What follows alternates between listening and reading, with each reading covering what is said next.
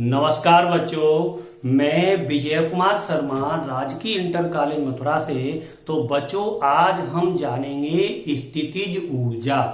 यानी स्थितिज ऊर्जा जो हमारी 9th क्लास है उसकी यूनिट 3 कार्य सामर्थ्य एवं ऊर्जा के अंतर्गत आती है।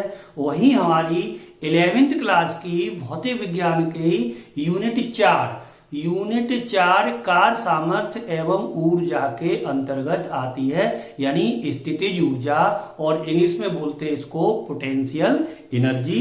क्या होती है ये आज हम जानेंगे। तो स्थितिज ऊर्जा मैं लिख देता हूं।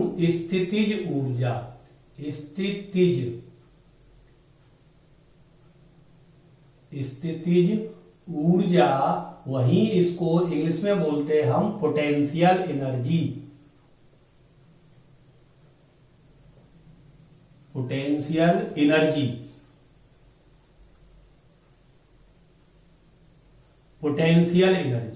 यानी स्थितिज ऊर्जा क्या होती है। तो देखो बच्चों, किसी वस्तु की स्थिति अथवा उसकी आकृति परिवर्तन के कारण जो कार्य करने की क्षमता होती है उसे हम स्थितिज ऊर्जा कहते हैं। फिर सुनिए एक बार। किसी वस्तु की स्थिति अथवा उसकी आकृति परिवर्तन के कारण जो ऊर्जा संचित होती है उसको हम बोलते हैं स्थितिज ऊर्जा। The energy of a body by virtue of its position or configuration, shape and size is called potential energy.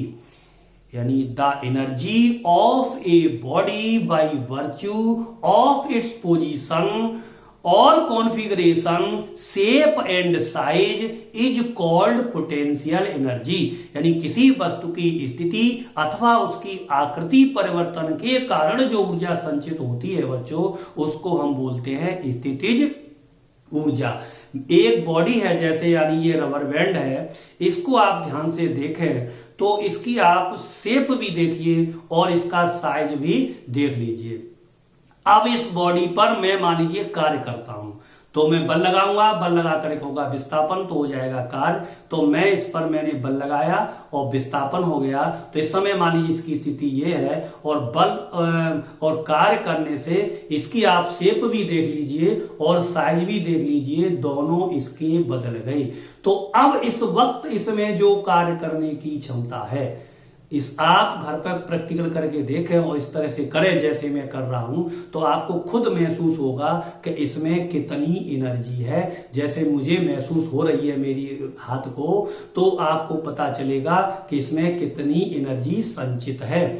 तो जैसे इस बल लगाएं, बल लगाकर विस्थापन हो गया, कार्य हो गया, तो कार्य करने से इसकी शेप भी बदली रबर बैंड की और इसका साइज भी बदल गया।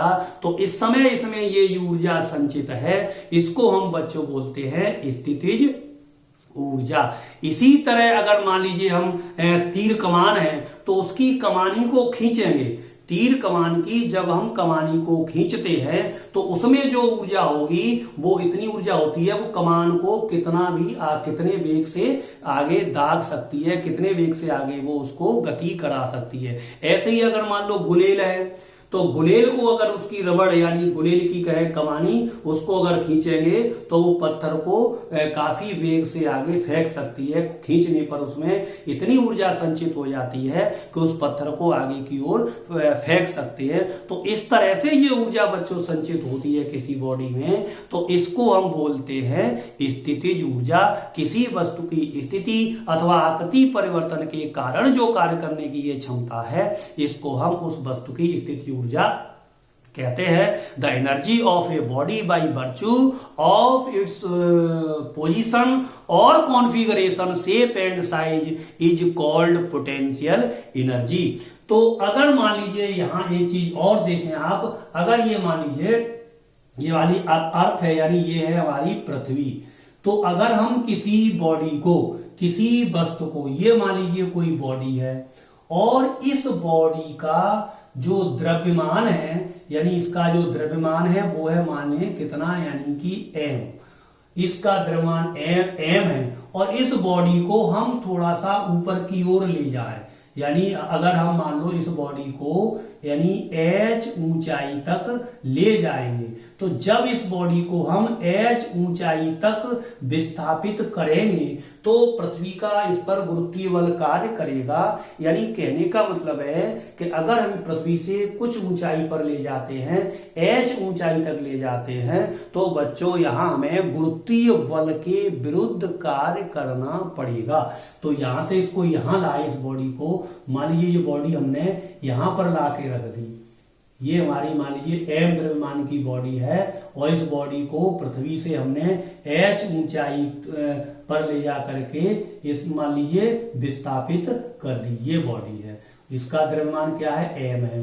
तो यहां हमें जो कार्य करना पड़ेगा वो कार्य करना पड़ेगा गुरुत्वीय बल के विरुद्ध। m क्या है, इसका द्रव्यमान है, तो गुरुत्वीय बल के विरुद्ध कार्य करना पड़ेगा। तो ये जो ऊर्जा कहलाएगी, अब इसमें ऊर्जा संचित हो जाएगी, मान लो इसको ऊपर से फेंके तो बहुत तेजी से गिरेगा, तो इसमें जो ऊर्जा संचित हो जाएगी वो कहलाएगी गुरुत्वीय स्थिति ऊर्जा, क्योंकि यहां पर हमें जो कार्य करना पड़ा वो गुरुत्वीय बल के विरुद्ध कार्य करना पड़ा।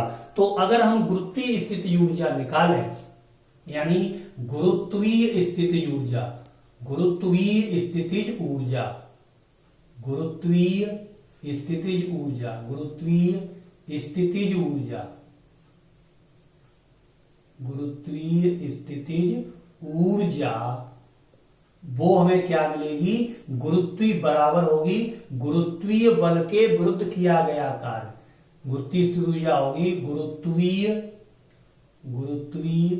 बल, गुरुत्वीय बल के विरुद्ध किया गया कार्य, गुरुत्वीय बल के विरुद्ध किया गया कार्य, किया गया कार्य।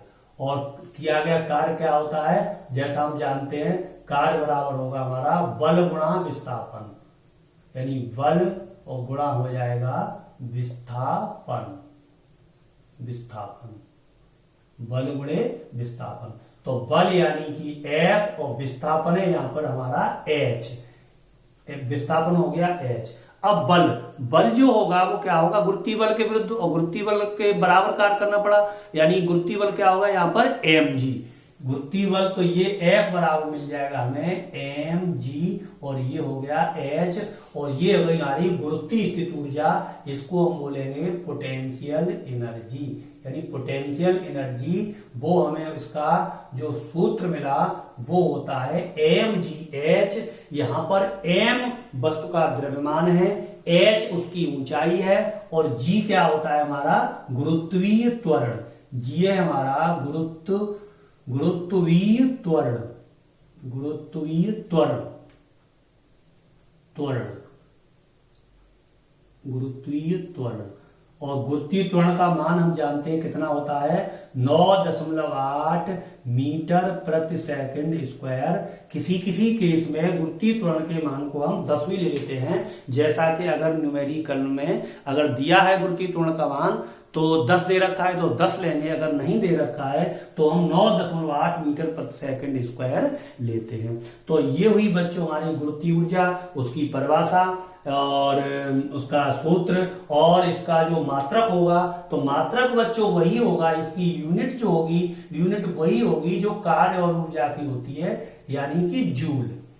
तो इसका मात्रक जो कार्य का होता है, ऊर्जा का होता है, वही इसका मात्रक होगा जूल। और इस मात्रक जूल हो गया, इसकी राशि जो कार्य है, जैसे मान लो अदिश राशि है तो ये राशि भी कैसी होगी, यानी क्वांटिटी कैसी होगी, स्केलर क्वांटिटी, यानी कि अदिश राशि है। यानी राशि अगर पूछी जाए तो जो हमारा कार्य और ऊर्जा है तो ये भी कैसी, ये भी ऊर्जा है तो कैसी राशि होगी, अदिश राशि होगी। और विमामी इसकी बच्चों वही होगी जो हमारी कार्य और ऊर्जा या गतिज ऊर्जा की होती है, यानी वो मैं लिखे दे रहा हूं ml² t-2, तो ये इसकी क्या होगी, विमा हो जाएगी। तो ये बच्चों आज हमने जाना कि हमारी स्थित ऊर्जा क्या है, स्थित ऊर्जा का फॉर्मूला क्या है, स्थित ऊर्जा का मात्रक क्या है, स्थित ऊर्जा किस तरह की राशि होती है, ये आज हमने अपनी इस वीडियो के माध्यम से जाना। बहुत बहुत धन्यवाद।